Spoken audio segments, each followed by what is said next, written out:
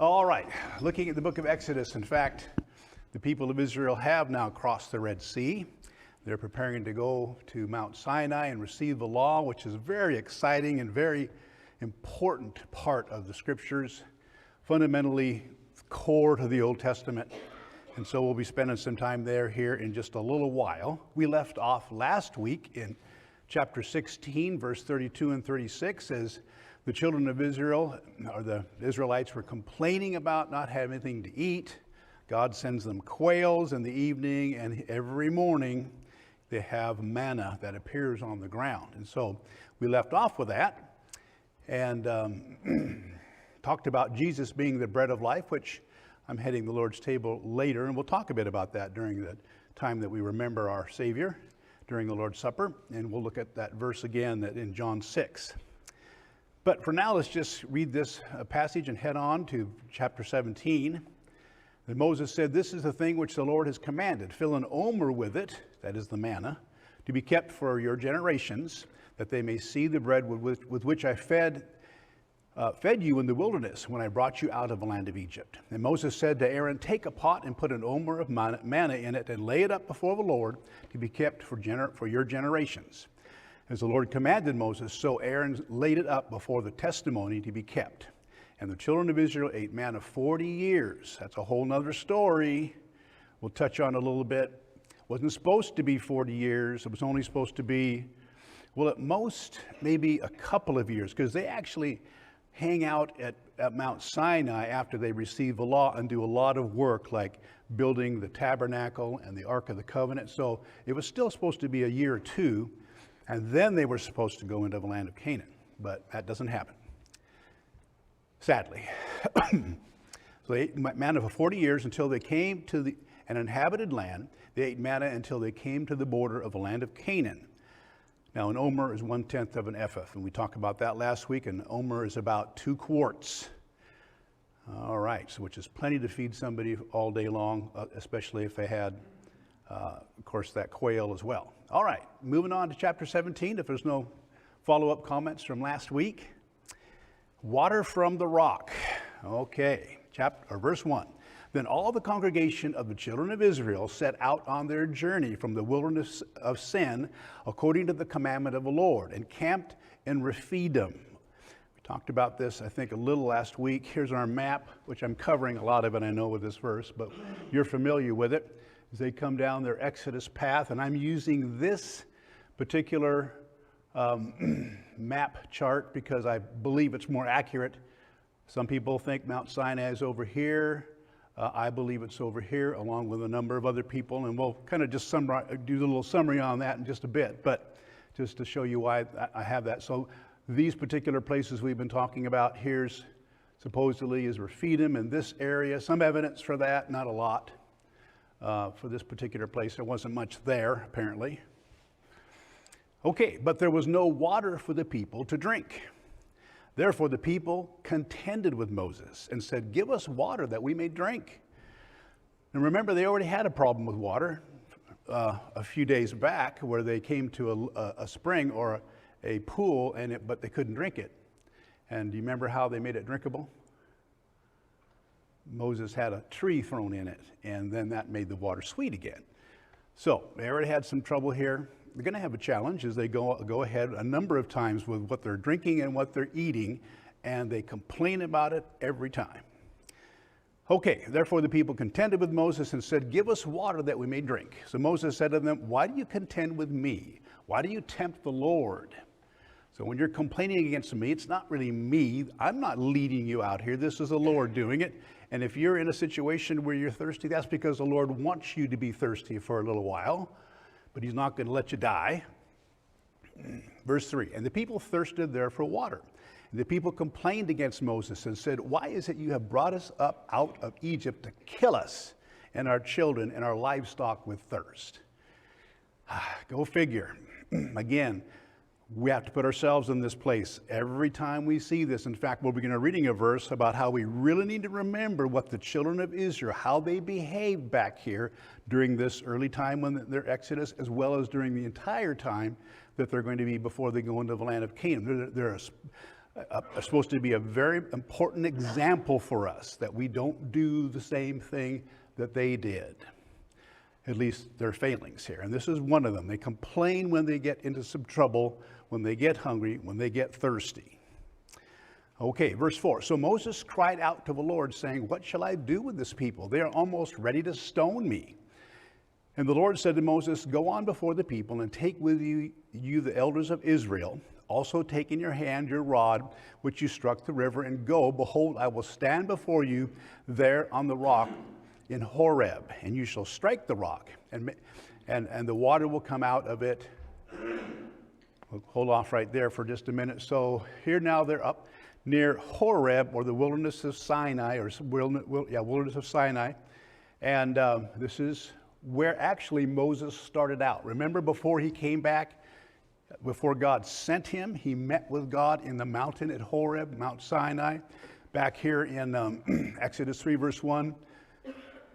Back before he goes into Egypt to deliver them, we read there in verse 1 of chapter 3, "Now Moses was tending the flock of Jethro, his father-in-law, the priest of Midian, and he led the flock to the back of the desert and came to Horeb, the mountain of God."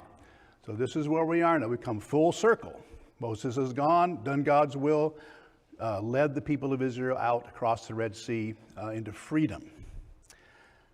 And again, here's that passage I mentioned before, which one of the strongest reasons I give for why Horeb or Mount Sinai is not here, but is really over in this area.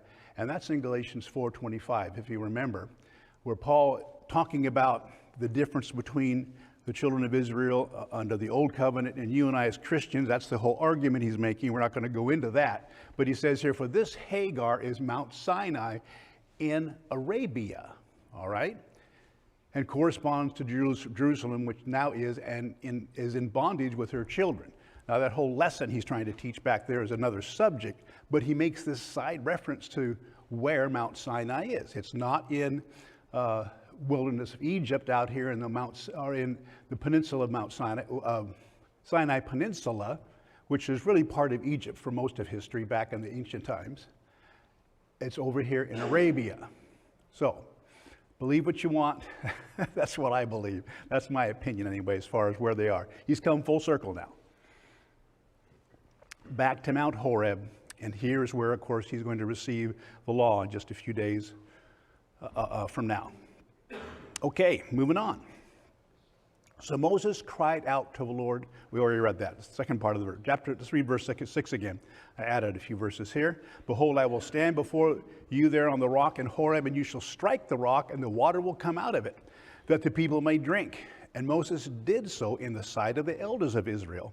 So he called the name of the place Massah and Meribah, because of the contention," that's from the word Meribah, "of the children of Israel, and because of they tempted the Lord," that's from the word Massah, saying, "Is the Lord among us or not?"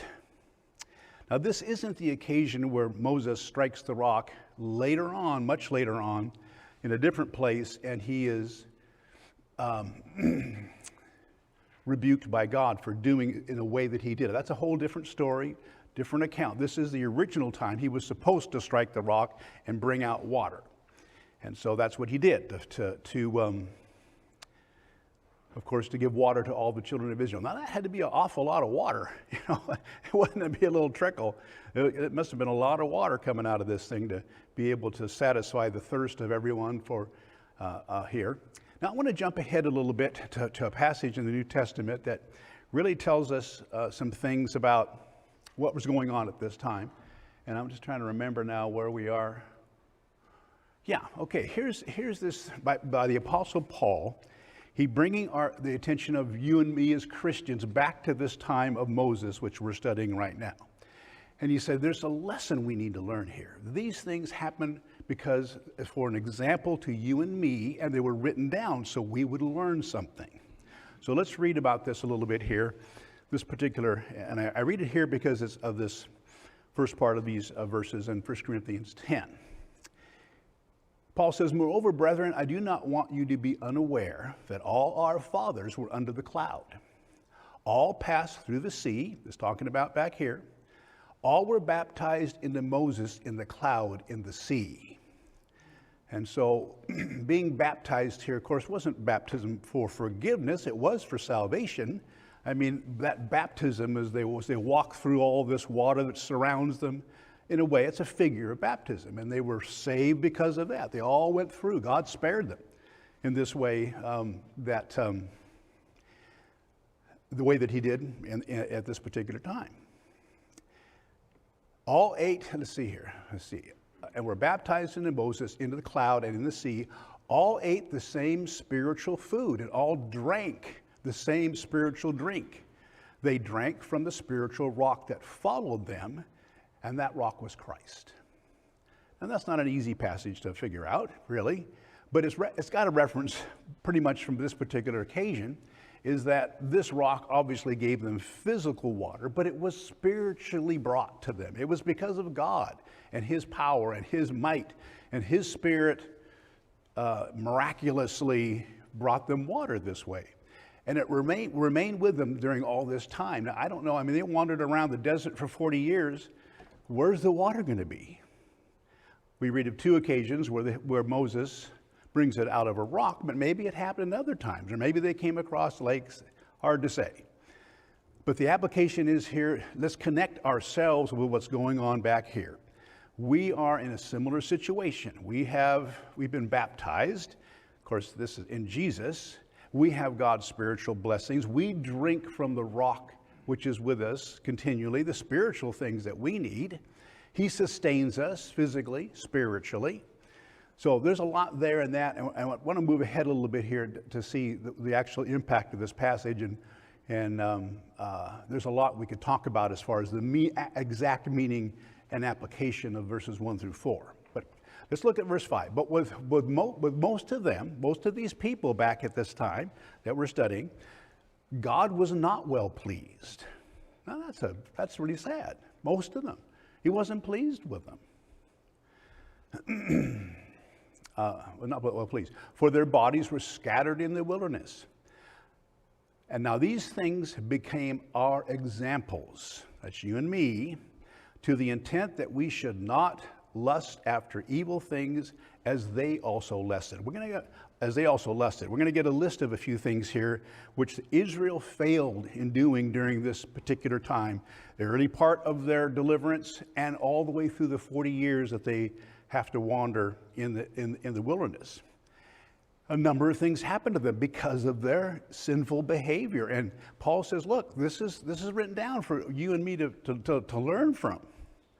No, we're not in their exact situation. We're not going to walk through a literal Red Sea, but we're going to be in similar situations with temptation and hardship and wondering about maybe our next meal or our next job. We're going to be in similar situations. Okay. Happened to them, now these things happened and became our examples, so that we should not lust after evil things as they also lusted. Now, there's a lot of things that happen over the next 40 years. So what does this really apply to? Perhaps Numbers 11. We're not going to go look at that, but there we see after 2 years of people getting the manna and the quail, they complain in a resentful way about how that they're being treated by God and how that they had all this wonderful food to eat back in Egypt when they were there. And when that happened, I mean, they were lusting after the things that they used to have and not trusting in God and being content with his provision. God sent a bunch of fire down right at that time and killed some of them because of this. So again, the lesson is, let's not be complainers. Maybe you have a difficult situation in your life. I have had difficult situations. I hope I don't complain, but God is watching over us and caring for us just the same way he did for them. And so when something happens that's difficult, that you don't like, don't complain against God. Pray, ask for help and for deliverance as they did. And that was correct, but don't revolt against God's authority and complain against his provision. Okay, so they lusted for these things. Let's not do that, he says. And do not, verse 7, do not become idolaters as were some of them. As it is written, the people sat down to eat and drink and rose up to play.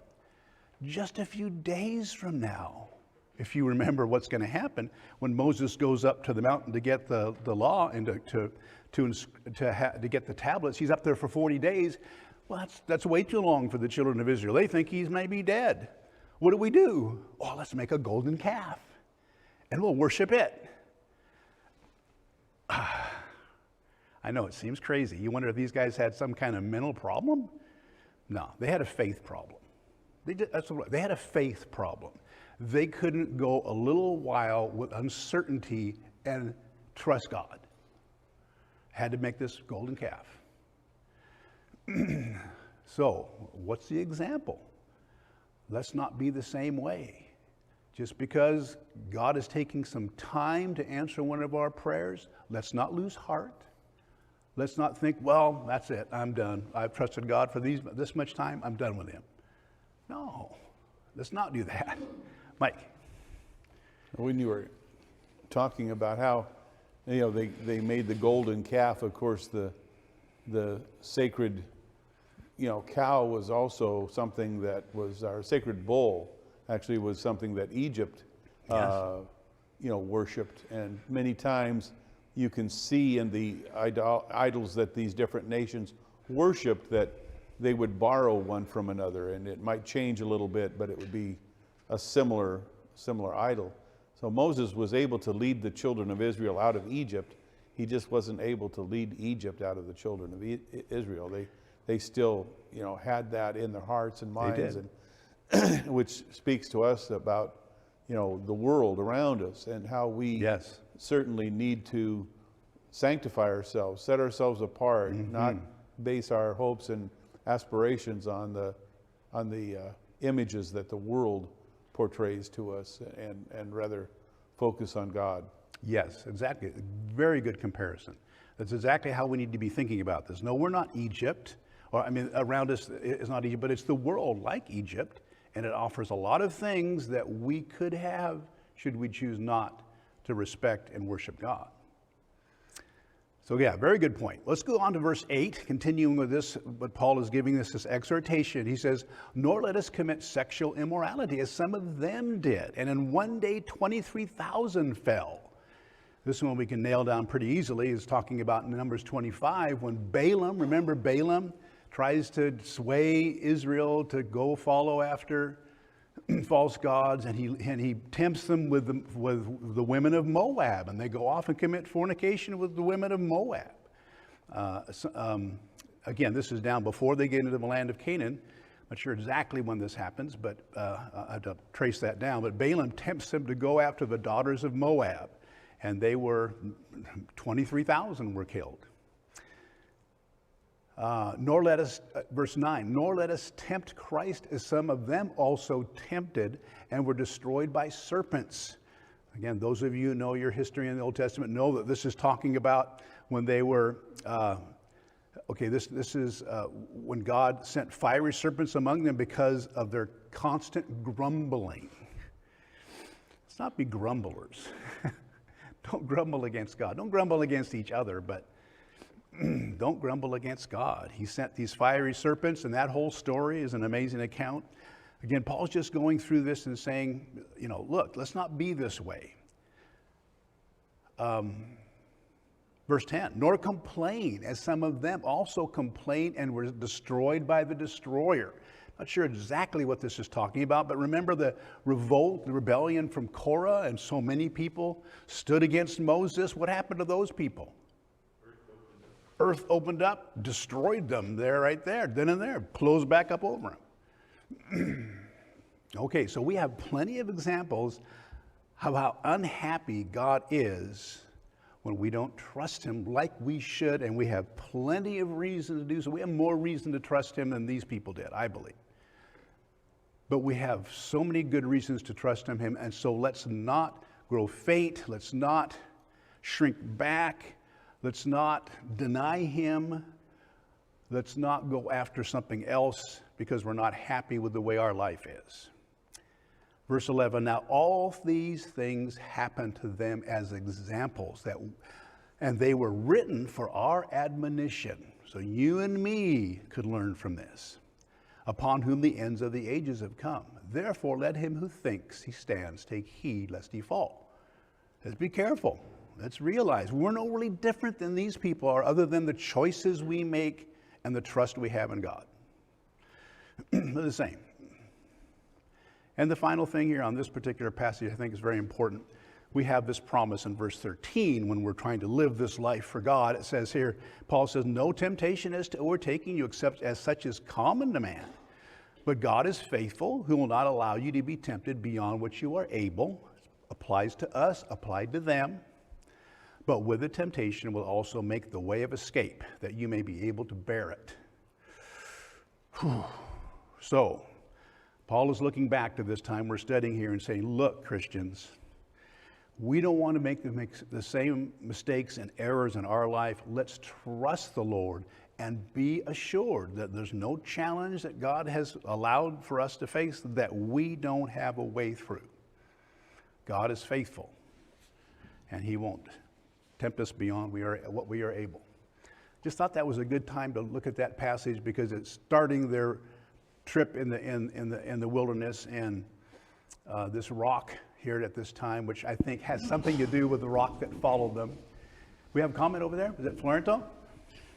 Yes, please. Yeah. In verse 11, it says, all these things happened to them as examples, and they were written for our admonition, upon whom the end of the ages have come. The wording, the end of the ages have come, does it refer to the judgment day? The reason I ask that is simply because the following verse, it says, therefore let him who think he stands take heed, lest he fall, lest he be judged. That's how I read that. Am I right there? Well, as far as it referring to the judgment, I'm not so certain about that as it's talking about the age. We're in the final age. There's not going to be another one. We're not looking for a different Savior that's going to be revealed or a different prophet that's going to be revealed. Back here they had the prophet and lawgiver Moses.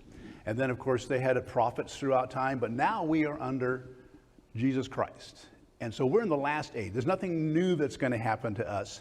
And yes, it will eventually, finally result in judgment. But I think what he means here primarily is not so much the final judgment for us, which certainly is important, but it's that daily life. Let's remember, don't forget how these people behaved. This is why we take the time to look at these things, because it's an example so that you and I will behave better. That's what I think. So, yeah, judgment certainly is involved at the end of time. And there's not going to be another age or dispensation of law or anything until Jesus comes in judgment. There won't be one. Yeah, Mike. I offer this in kind of an almost lighthearted in a way, but you know, with us today, we're so used to conveniences and luxuries in our lives that I was thinking about one Saturday morning when we all got together for breakfast, and the breakfast didn't come for about an hour. Oh, yeah. And there was some grumbling going on. What's taking these people so long? Why, you know, instead of some sympathy with the staff that was trying to fill that order because they were very busy, you know. And so, you know, here we are, delayed by an hour, and we start to grumble, and they were, you know, they were days without water and food in some instances. Yeah. So, I mean, you know, it's part of human nature I think, to be tempted to grumble and complain. And it's something, let's watch ourselves. Because obviously the most important thing is we don't grumble against God. This is the real lesson. But we don't want to have the same attribute toward each other or the people that are serving at Denny's, right? You know, they've got their work to do and their challenge. You know, let's realize that we could be in there. Treat them like you'd want to be treated if you were that busy. Good point. Yeah, we don't want to be grumblers in any part of our life, I don't believe. Okay, moving ahead. Verse 8. Now we're switching gears. This has all happened here with the rock. They got their water, so they're okay. Now we switch gears a bit, and they run into some people that want to destroy them, and we'll point it out where they are here in just a minute. Well, let's bring it up right now. Now, Amalek came and fought with Israel in Rephidim. Amalek, right up here, south of Canaan, between Canaan and Egypt and Arabia, a nation of people that didn't respect God. And Moses said to Joshua, choose, and well, let's see, in Rephidim, did I have that? Yeah, down here, we already talked about that. So they're still in this area down here. And Moses said to Joshua, choose us some men and go out fight with Amalek. Tomorrow I will stand on the top of the hill and with the rod of God in my hand. So Joshua did as Moses said to him and fought with Amalek. And Moses and Aaron and Hur, we hear about him a few times. He's just one of the faithful servants of Moses. And Hur went up to the top of the hill. And so it was, when Moses held up his hand, that Israel prevailed. And when he let down his hand, Amalek prevailed. Why? I have no idea. Doesn't tell you. But that's just the way it was. I suppose it was, I guess I'll offer this. It was a symbol, an obvious symbol that God was in charge here. You know, got the staff of God up, we're winning. When we don't have it up, then we're not. So it's God who's winning or losing. Not going to be the soldiers winning or losing this battle. So verse 12, but Moses' hands became heavy so that they took a stone and put it under him, and he sat on it. And Aaron and Hur supported his hands, one on one side and the other on the other side, and his hands were steady until the going down of the sun. So Joshua defeated Amalek and his people with the edge of the sword. Did you have a hand up there, John? Oh, okay. Oh, I thought you had a hand up. Okay, so this little battle they're having. You think about this. Amalek was one of the closest nations to Egypt. They, of all nations, would have known what was going on over the last number of months there with all the miracles and the deliverance and the crossing of the Red Sea. They know what was going on.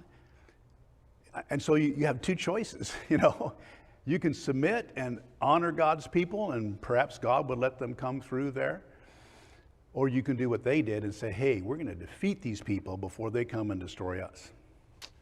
So anyway, but the Israelites are victorious. The Amalekites are defeated. Verse 14, then the Lord said to Moses, write this for a memorial in the book and recount it in the hearing of Joshua. What book would that be? How about the one we're reading? I think this is the book. This is the book of Moses. So, and that's what we're reading here, is the book, this particular part of the book of Moses. Write this in the book for a memorial and recount it in the hearing of Joshua, that I will utterly blot out the remembrance of Amalek from under heaven. This doesn't happen right away. There's a number of generations, but still, I'm going to utterly blot them out. And Moses built an altar and called its name, the Lord is my banner. For he said, because the Lord has sworn, the Lord will have war with Amalek from generation to generation. Okay, and we see that happens through the history as you go on forward. In fact, 400 years later, we come to this guy Saul, King Saul, and I bring this up because it's the time when God wanted to totally destroy Amalek finally, and Saul didn't do it. He didn't do it. Let's just read a little bit about this. This is about 400 years later. King Saul, first king of Israel.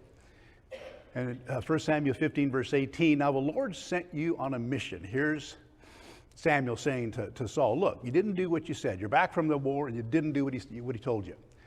And he said, go and utterly destroy the sinners, the Amalekites, and fight against them until they are consumed. Why then did you not obey the voice of the Lord? Why did you swoop down on the spoil and do evil in the sight of the Lord? And Saul said to Samuel, but I have obeyed the voice of the Lord. Always he had an excuse, Saul did. And gone on the mission on which the Lord sent me, and brought back Agag, king of Amalek. Did he tell you to bring back Agag, king of Amalek, Saul? I have utterly destroyed the Amalekites. But the people took of the plunder, sheep and oxen, the best of the things which should have been utterly destroyed, to sacrifice to the Lord your God in Gilgal. So, Lord, what could you have a problem? I mean, they kept this. Yeah, I know it wasn't what you said. You said to destroy everything. But look, they took this spoil. I'm sure they didn't keep any for themselves. And they're going to offer it to you. Oh, isn't that wonderful? Don't you think that's a good thing? I mean, in a way, it sounds like it. But let's go on here a little further. So Samuel said, has the Lord as great delight in burnt offerings and sacrifices as in obeying the voice of the Lord? Oh, there's an important lesson here. You know, it sounds like, well, you know, God would rather have sacrifices and burnt offerings and all these things, which he likes those things. But no, Saul should have obeyed exactly what he was told. Behold, to obey is better than sacrifice, and to heed than the fat of rams. To listen and do what you're told than to offer as a sacrifice the fat of rams. For rebellion is as the sin of witchcraft, and stubbornness is as iniquity and idolatry. Because you have rejected the word of the Lord, he also has rejected you from being king. So wow, I mean, this was the end of Saul's reign here pretty soon. Wasn't much longer he was going to be alive. And but what a lesson. And it applies simply because this is the first time the Amalekites are really mentioned here back in the Old Testament in this way, is that they came up against God. God is going to destroy them. No, Saul didn't do it, because we see the next king, David, had to go out and destroy the Amalekites. And after that, we don't hear much at all about the Amalekites, other than just in reference as a historical fact. So anyway, I just think it's an exciting part of the Old Testament here when this is first mentioned and then being fulfilled. So how about Joe? We got Joe up here, and then Mike has a comment.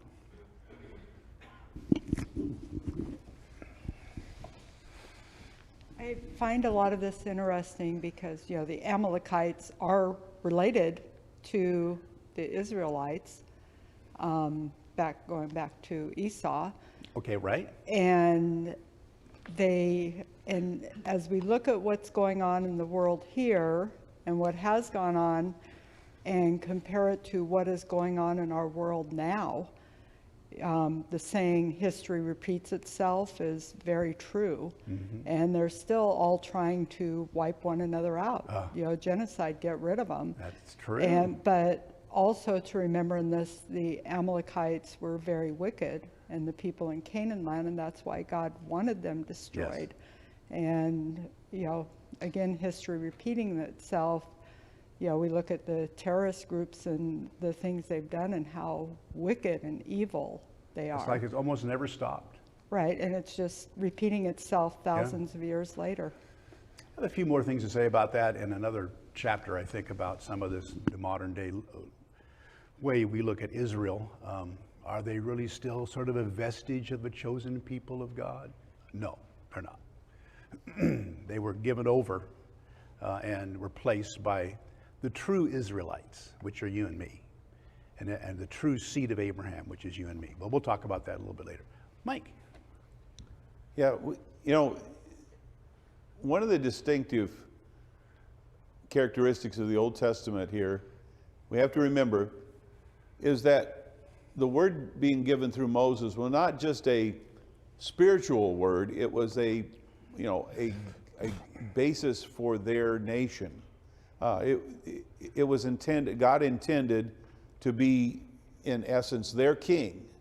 And Moses was to, execute or to promote these policies that God put forward. Mm-hmm. Now, of course, it's many years later when Saul comes on the scene, but he's the leader of the nation over which God is truly king. Mm-hmm. And, these policies that God has put into place, especially regarding the Amalekites, this is something that we see today, that if these things are not carried out in the way that they should be, problems arise, that result in dire consequences.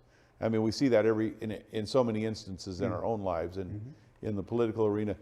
how much more when the one who is putting forward this commandment, this policy, is God, and they're not heeding to that and thinking that they might improve upon it by doing these other things instead of just going in there and slaying them all and removing that and doing God's will precisely, precisely as we can. The second thing I wanted to say is, we have to be careful not to impart our values in our culture, our society today, upon God. We are not here to judge him. He is ultimately going to be our judge. And when he commanded that this nation be wiped out, that was a righteous and holy thing for them to do because they were set apart to God. Yes. It wasn't that they were just going to go in and randomly pick out some nation and say, let's wipe it out. But when God said, you need to take care of these people because they are your enemy. Yes. And I'm confident God through history was forbearing with them, just like he was with Nineveh. Gave them a chance, but they failed. God knows when to judge and when to destroy, right? Exactly. Florento. Yeah, I was watching the television just recently, and what's going on in the Middle East had disturbed the world, and it spawned a lot of comments from religious people, Bible scholars, Bible scientists, and they claim that wording where it says, because the Lord has sworn that the Lord will have war with Amalek from generation to generation. Religious people really believe that's what's going on between the Israelites and the descendants of Amalek. There is no end to that, because that's what the Bible said. It is very pronounced to specific, where it says from generation to generation. That would take us to the judgment day, would you say? I don't know for sure about that. It's possible, what you're saying. I don't believe that God treated the physical children of Israel as his people after Jesus came and preached the gospel, and they were the tree that was cut down.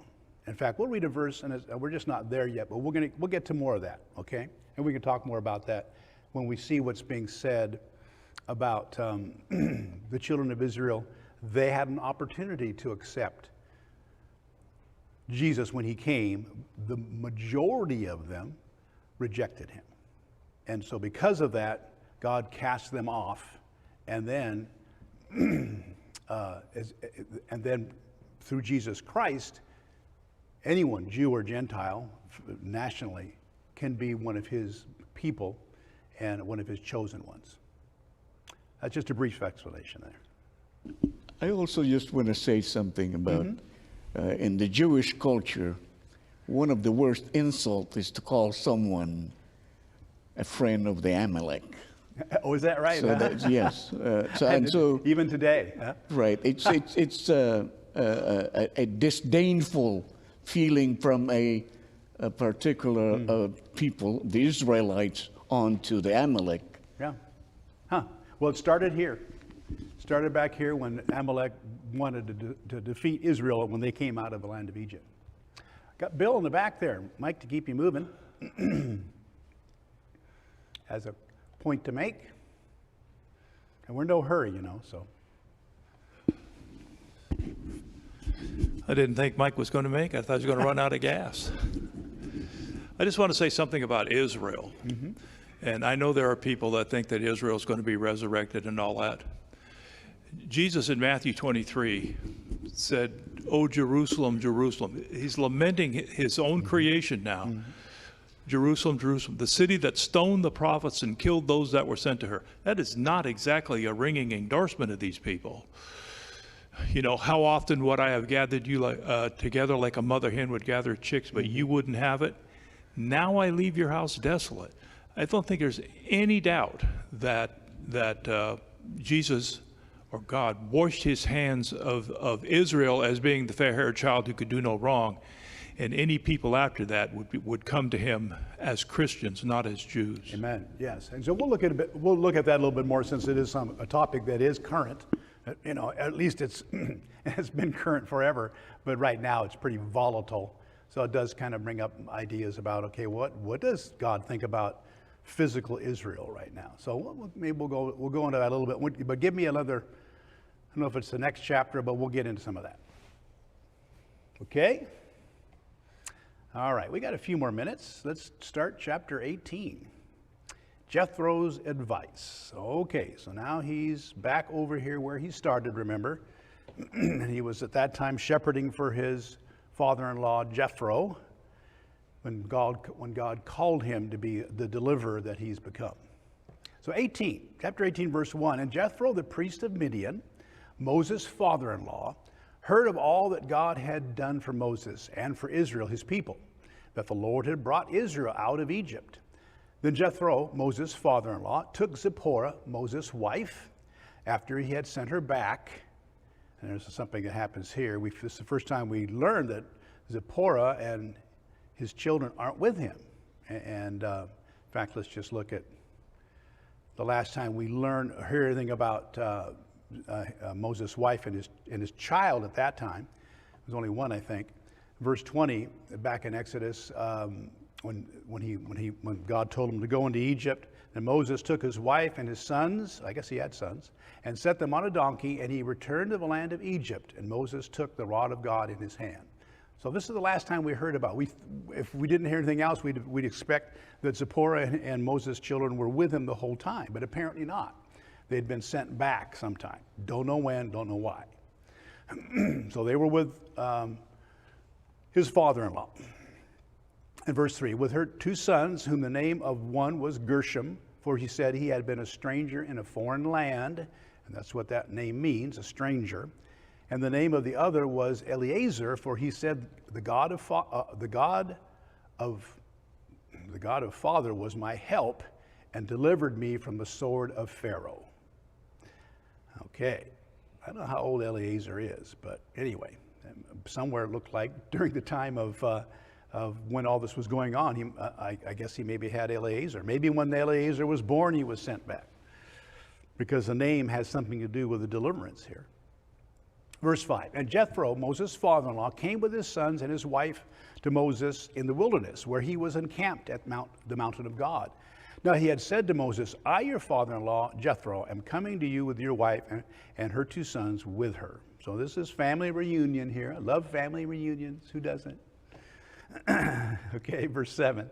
Moses went out to meet his father-in-law, bowed down and kissed him, and they asked each other about their well-being.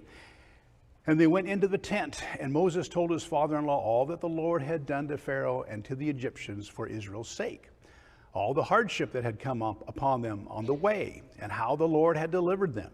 Then Jethro rejoiced for all the good which the Lord had done for Israel, whom he had delivered out of the hand of the Egyptians.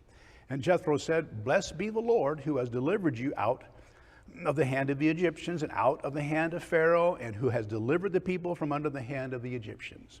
So he's praising God for all the good things that's been happening. Now I know, Jethro says, that the Lord is greater than all the gods, for in the very thing in which they behaved proudly, he was above them. I don't think you can assume from this that he believed there were other gods but Jehovah, but this to him was an extra, special, strong evidence that these gods were nothing because of how Jehovah defeated their people. Verse 12, then Jethro, Moses' father-in-law, took a burnt offering. Remember, he's a priest. We don't know how or how he became about, but he's a priest, and other sacrifices to offer to God. And Aaron came with all the elders of Israel to eat bread with Moses' father-in-law before God. So yeah, he's the only other priest we hear of other than Melchizedek, and we talked about him, I think, a bit earlier, Genesis 14, that Melchizedek, king of Salem, brought out bread and wine when he met with Abraham, and he was the priest of God Most High. How? How did this come up? We don't know. Nothing is said about it. In fact, it's actually emphasized in the New Testament. There's just nothing we know about Melchizedek. And equally so, there's nothing we know about Jethro as a priest. And he blessed him and said, "Blessed be Abraham of God Most High, possessor of heaven and earth." So we got these two men that were priests of God that were somehow authorized to make sacrifices. Well, we're out of time right there. I went over by a minute. Sorry about that. We only have about 10 minutes till we start up our worship service. Appreciate everybody's participation this morning. Take a break for 10 minutes and we'll be back together to have our worship before assembly. Thank you for your comments.